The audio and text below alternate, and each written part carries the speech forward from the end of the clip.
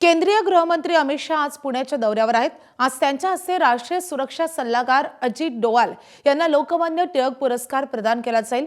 या कार्यक्रमाला मुख्यमंत्री देवेंद्र फडणवीस, उपमुख्यमंत्री एकनाथ शिंदे आणि सुनेत्रा पवारांसह अनेक नेते मंडळी उपस्थित राहतील। दरम्यान या कार्यक्रमासाठी अमित शाह रात्रीच पुण्यात दाखल झालेत। मात्र शहांच्या आजच्या पुणे दौऱ्याला विरोधकांच्या असंतोषाची गडद किनार आहे। दरम्यान अमित शहांच्या पुणे दौऱ्यावर ठाकरेंच्या शिवसेनेचे खासदार संजय राऊत आणि राष्ट्रवादी शरदचंद्र पवार पक्षाच्या खासदार सुप्रिया सुळे आणि काँग्रेसच्या खासदार वर्षा गायकवाड यांनी काय प्रतिक्रिया दिली आहे आपण पाहूयात। आता मोठं आर्मी वगैरे पुण्यात आणली असं कळलं मला। सगळा महाराष्ट्राचा पोलीस फोर्स पुण्यामध्ये आणलेला आहे। अरे कशाला घाबरताय, कोणाला घाबरताय?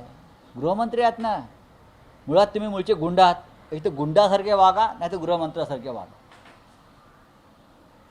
तुम्ही मूळचे तडीपार गुंड आहात, मग गुंडाने गुंडासारखं वागावं किंवा मग गृहमंत्री आहात तर गृहमंत्र्यासारखं वागावं।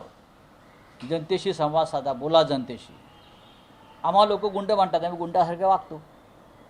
आम्ही सत्तेत असल्यावर सत्ताधाऱ्यांसारखे वागू। आज पुणेकर नुसती काँग्रेस पार्टी निवडणार नाही, कारण का माझं प्रशांत जगताप